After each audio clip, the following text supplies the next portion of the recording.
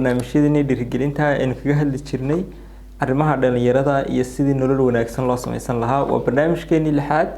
waxaananu kaga hadli doonaa 5 qaab oo sax ah oo la isku halayn karo oo aad 2024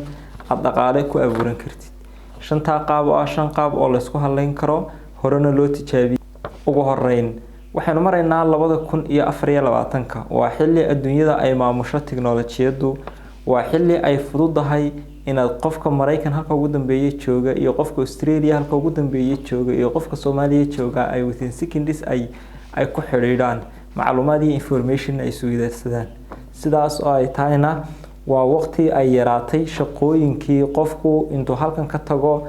6 subaxnimo 7 subaxnimo uu soo noqon jiray 5 galabnimo ama 6 galabnimo isagoo 30 cisho sida ku shaqeyn jiray oo mushaar qaadan jiray. taas way isbedeshay imika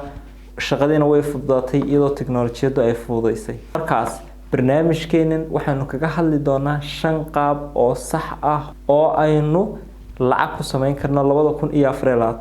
kuuna fudud adiga. waxa ugu horeeya waa YouTube. YouTube-ku waa platform-ka ugu ballaaran social media ee la isku halayn karo, lacagna laga sameyn karo, dhalinyaro fara badan iyo dad fara badanina maanta ay lacag ka sameeyaan. YouTube waa platform-ka ugu ballaaran ee lacagtiisu haday ku bilaabanto ama content iyo video iyo muuqaal hadad ku soo gudbisid aynu oran karno waxaad heshay si rasmi ah meeshii ama goobtaadii aad ka shaqeysan lahayd. YouTube-kuna taas caan way ayuu ku yahay, wuxuuna waa reliable waana la isku halayn karaa. YouTube hadaba sidee baad uga sameyn kartaa lacag? waxaad uga sameyn kartaa lacag adiga oo mobilkaaga oo khaliyata isticmaalaya. kaliyaata waxaad ku soo gudbinaysaa waxa aad adigu jeceshahay oo ah hadii aad tahay nin ka baxay ama inan ka baxday ama aqoonyahan ka baxay jaamacadaada tahay, kaliyaata waxaad qaadan kartaa mowduuca aad ku wanaagsan tahay ee aad jaamacadaada ku baratay. mowduucaas oo aad bulshada iyo dhalinyarada iyo dadka guud ahaan aad la wadaagi karto. tusaale ahaan hadii aad tahay nin dhakhtar hada tahay ama gabadh dhakhtarada tahay, cilmiga dhakhtarnimada ee aad baratay ayaad counseling iyo la talin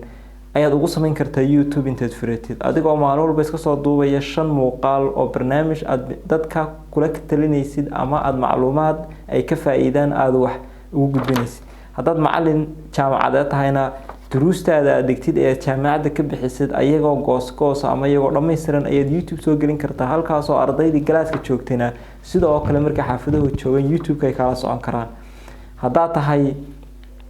xirfad kale hadaad leedahay tusaale ahaan oo kale aad wasta tahay, hadii aad nijaarada taqaanid oo kale, hadii aad geershid tahay oo kale, xirfadaada aad baratay ee aad ku shaqeynaysid ayaad inta mobilkaaga iskaga duubta ayaad YouTube soo gelinaysaa oo dadkana wax ugu faa'iideynaysaa. sidaa daraadeed marka aad saaxiibo badan yeelatid, viewers fara badan aad yeelatid, iyaduna waxay ku sahlaysaa in si dhib yar in YouTube uu bil kasta uu 22 bisha uu lacag kugu soo diro. lacagtii aad shaqeysatay, muuqaaladii aad soo gudbisay, wixii aad ka dheeftay. marka YouTube waa platform-ka ku sahlaya in aad lacag ka sameyn kartid 2024 si yar oo fudud. inta marka laga yimaado qodobka labaad ee aad lacag kaga sameyn karto 2024 waxa weeyaan waa Facebook. maalin kasta Facebook baynu isticmaalnaa, data ku shubnaa, lacag baynu adeegsanaa, filmaan baynu daawanaa, madadaalo daawanaa, barnaamijyo iska riwaayado baynu daawanaa, waxaan wax baynu soo kordhin baynu daawadaa, siyaasad baynu daawanaa. laakiin adigu Facebook waxaad ka sameyn kartaa inaad lacag u soo gashid. tusaale ahaan oo kale page baad sameysanaysaa iyo waxaad account sax baad isticmaashaa oo aad habeen walba maalin walba sanad walba aad isticmaashid. account-kaaga dhexdiisa page ka dhex sameysan kartaa. page-kaasna waxaad ku soo gudbin kartaa isla intii aan ku iri YouTube ku soo kordhi. hadii aad YouTube aad ku soo muuqaal aad ku soo gudbinaysay, page-kaagana waad soo gelin kartaa. page-kaaguna dabeeto korriin u sameynaya, dad badan baa kugu xidhmaya. markay dad badan kugu xidhmaana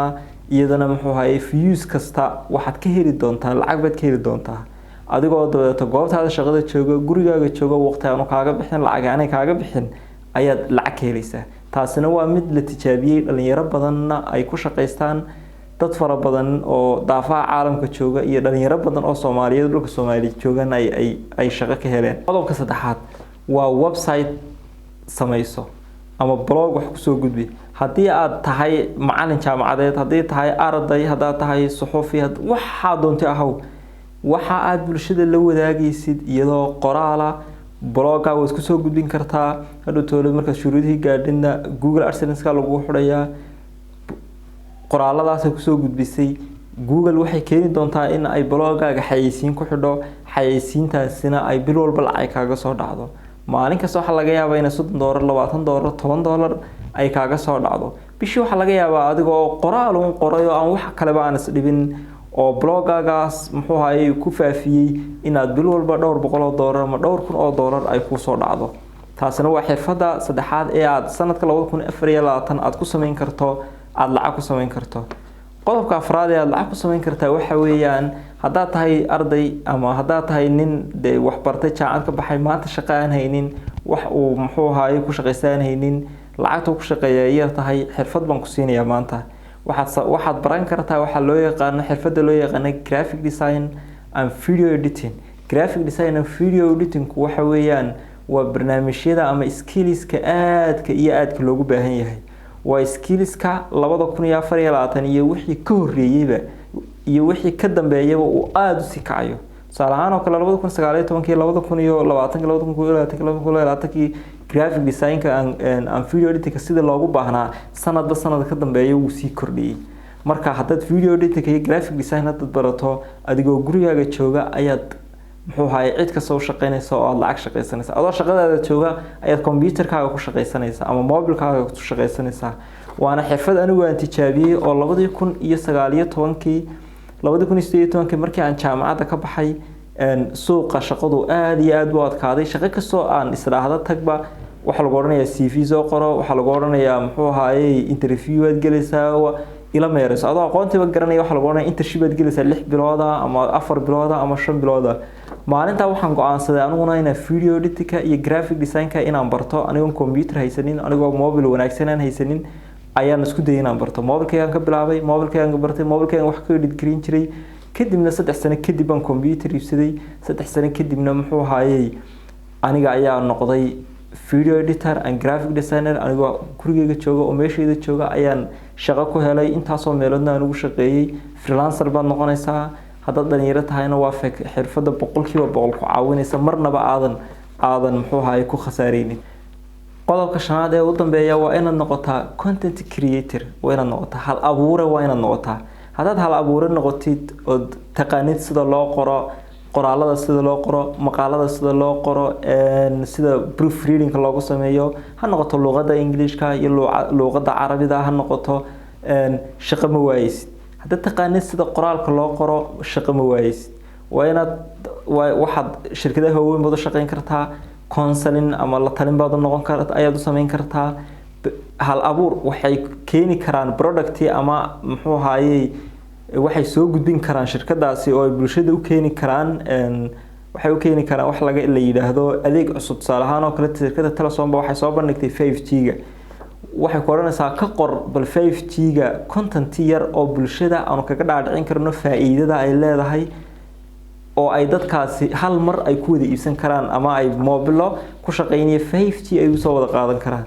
kadibna haddaad content creator tahay oo sida wax loo qoro tahay maskaxdaadu ay hal abuur leedahay waxa kuu fududaanaysa in aan 1 minute qoraal yar oo 1 minute in muxuu ahaayay marka video laga dhigo 1 minute waxaan u jeedaa qoraal yar oo marka video ahaan loo bedelo noqonaya 1 minute laakiin macluumaad fara badan gudbinaya inaad sameyn kartid taas oo shirkadana faa'iido u ah adigu malaayiin kunaad kaga qaadi kartaa lacag fara badan